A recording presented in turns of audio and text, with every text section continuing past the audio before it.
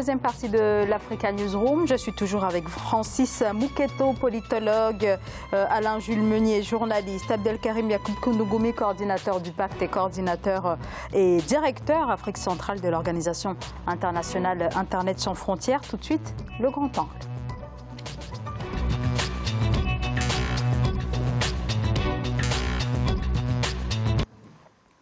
Alors, autre investiture ce week-end, celle en Afrique du Sud du président Cyril Ramaphosa, samedi à Pretoria, dans le grand stade de la capitale, en présence de plusieurs milliers d'invités. Il succède officiellement à Jacob Zuma. Près de 36 000 personnes, la classe politique locale, des chefs d'État et de gouvernements étrangers étaient présents à la cérémonie. Dans son discours d'investiture, eh bien, le chef de l'État annonce un vent nouveau pour l'Afrique du Sud, pays qui, 25 ans après la fin de l'apartheid, reste l'un des plus inégalitaires de la planète. Nelly Claude Ebessa, Marcel Farbamao.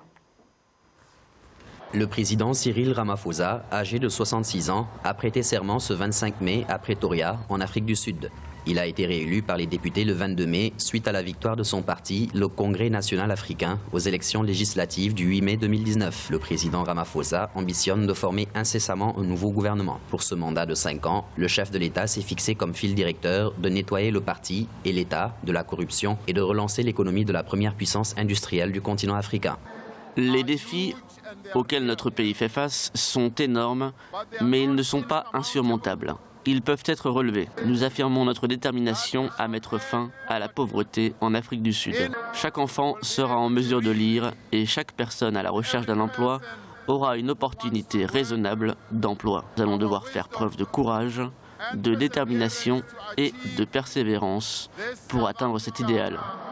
Le chef de l'État sud-africain a également mis l'accent sur la création d'emplois supplémentaires pour l'Afrique du Sud. Afin de promouvoir le travail d'équipe et de promouvoir l'édification de la nation, le président sud-africain devrait convaincre les investisseurs étrangers, les chefs d'entreprise et montrer qu'il est prêt à rompre avec les pratiques de son prédécesseur embourbé dans les scandales financiers. La position que vous occupez nécessite que vous soyez entouré de personnes honnêtes et sincères avec vous. Parce que ceux qui se sont trompés se sont dit plusieurs fois qu'ils avaient raison, même quand ils avaient tort.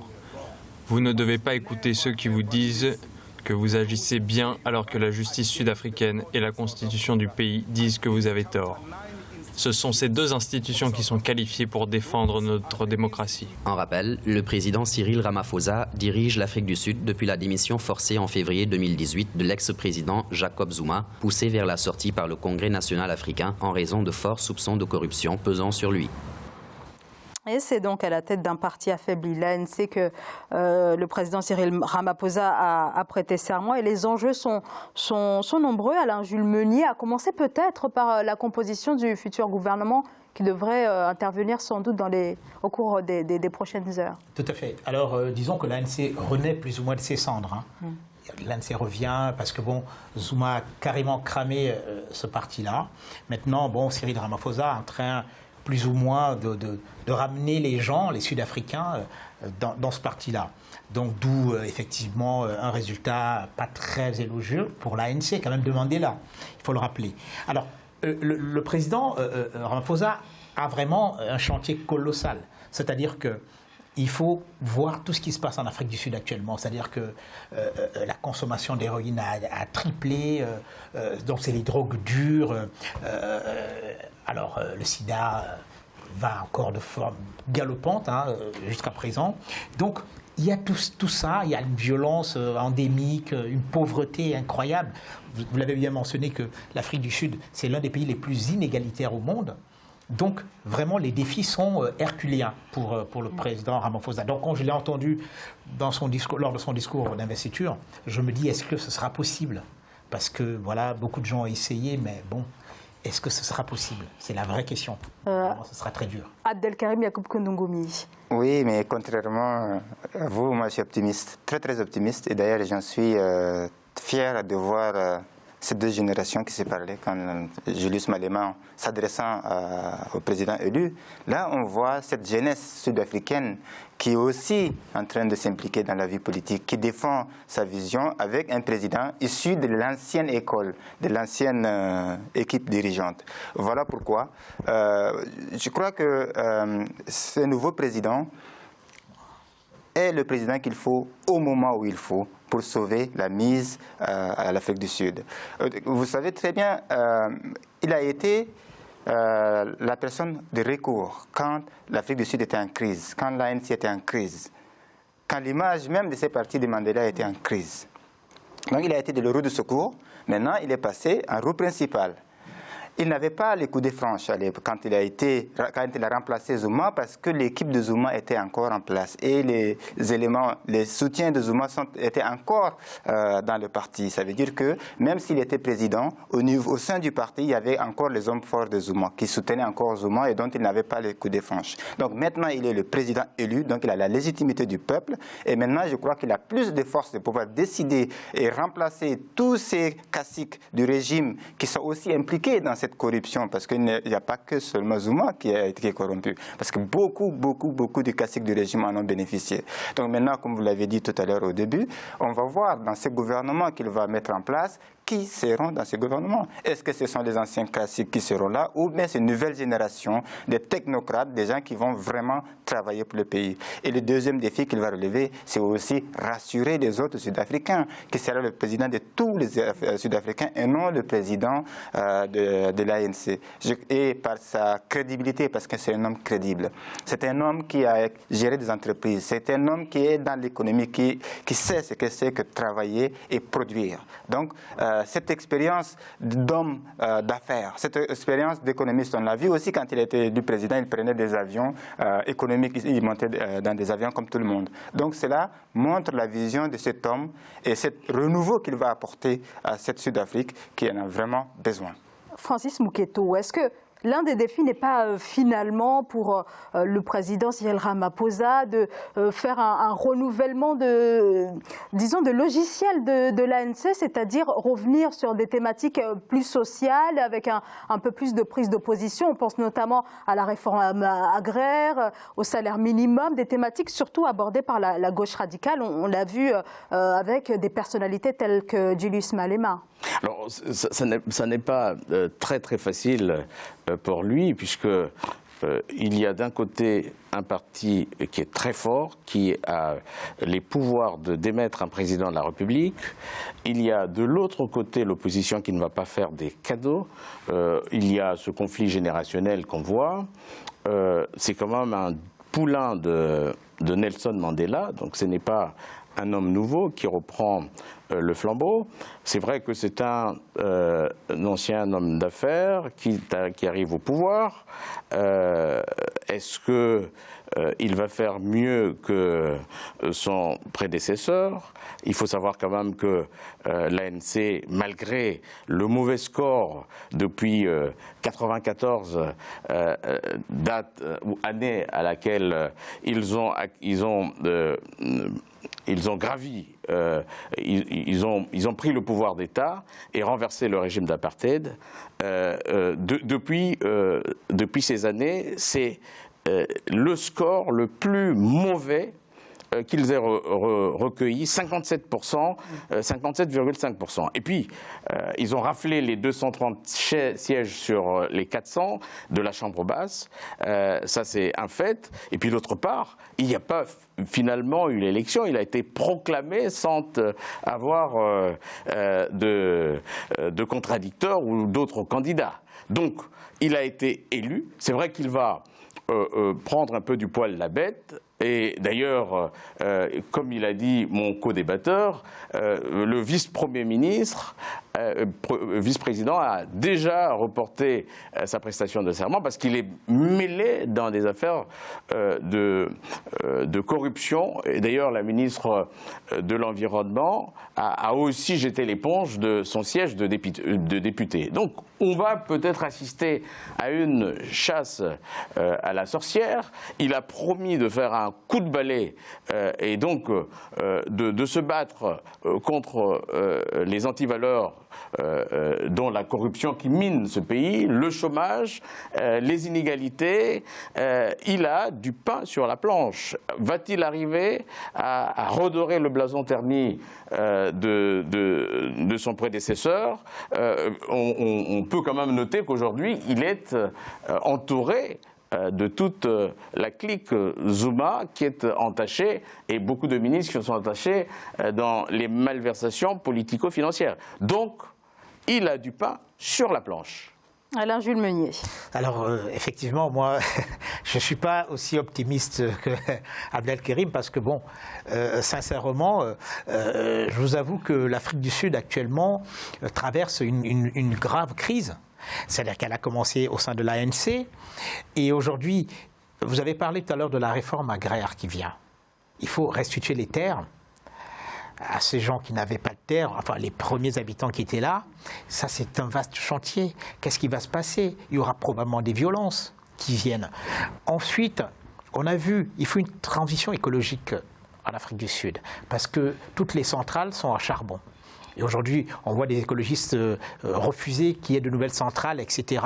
Donc, il y a tous ces défis-là à relever.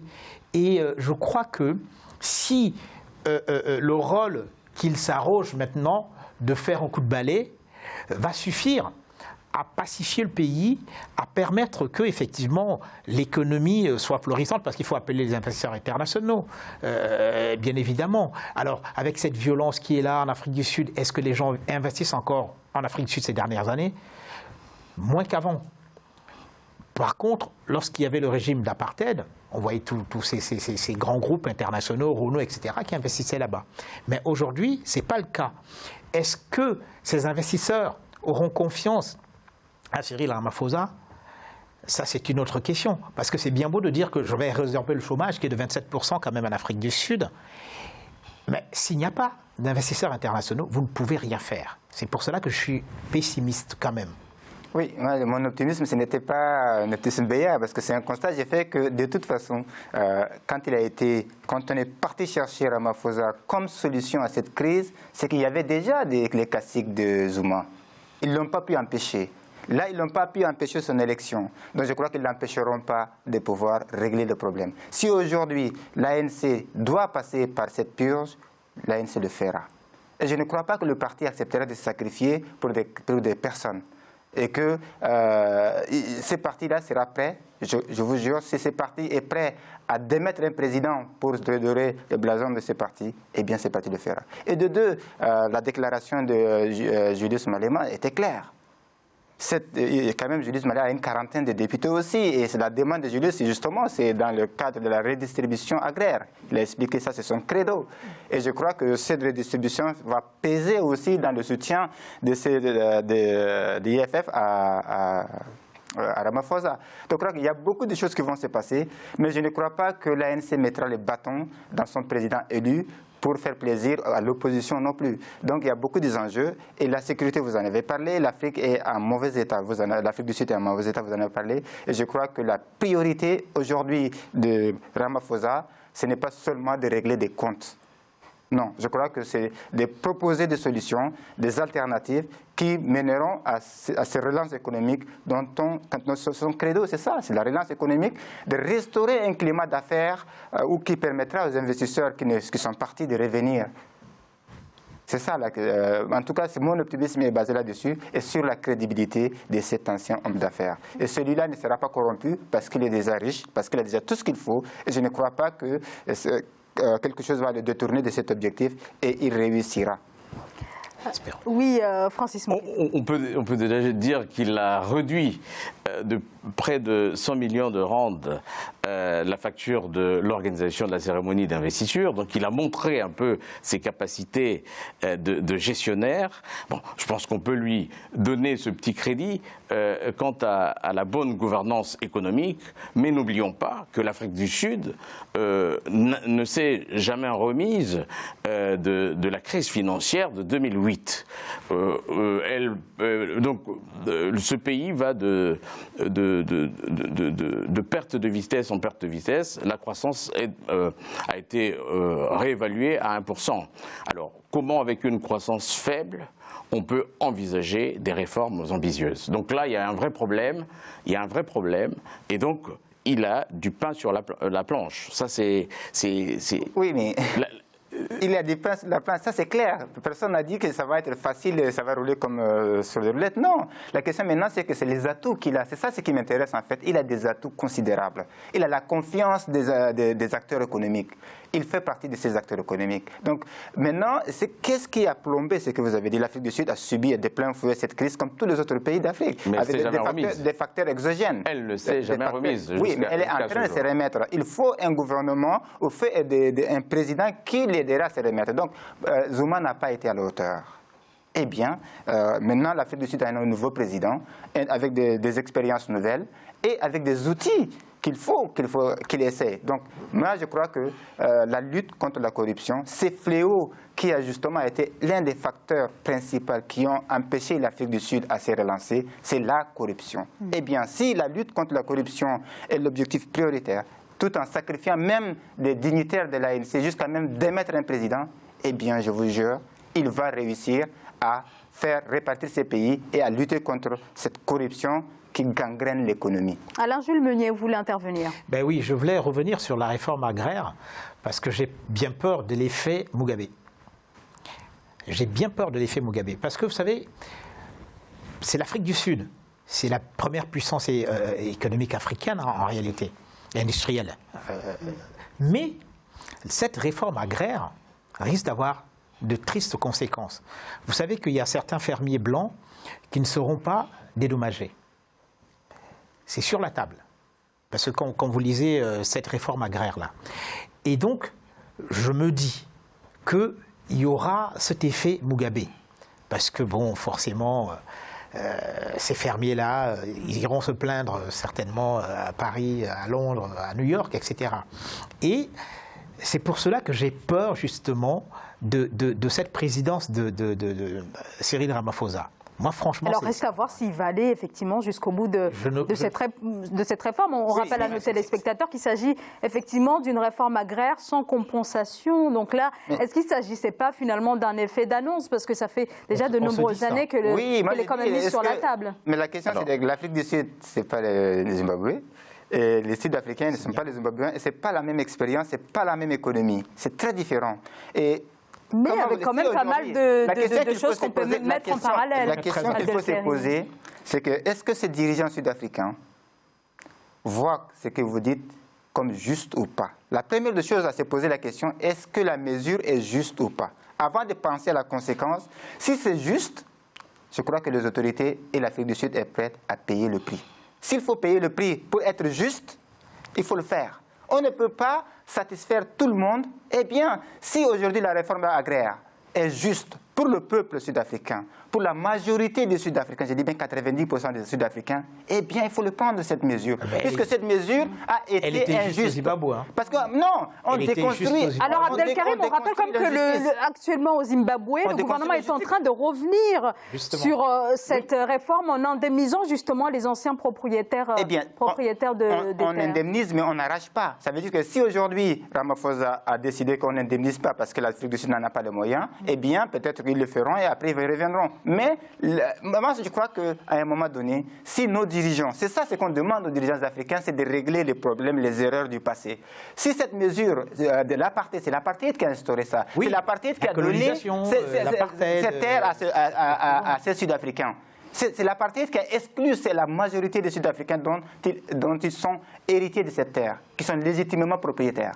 Eh bien, s'il fallait réparer l'erreur de l'histoire, eh bien, il faut le faire, quel que soit le prix. Eh bien, merci. Alors, Alain Jules et Francis Mouketo, je crois que vous voulez intervenir, mais on va marquer une très courte pause et on continue de parler de cette investiture et des défis qui attendent le président sud-africain. On se retrouve dans quelques secondes. À tout de suite.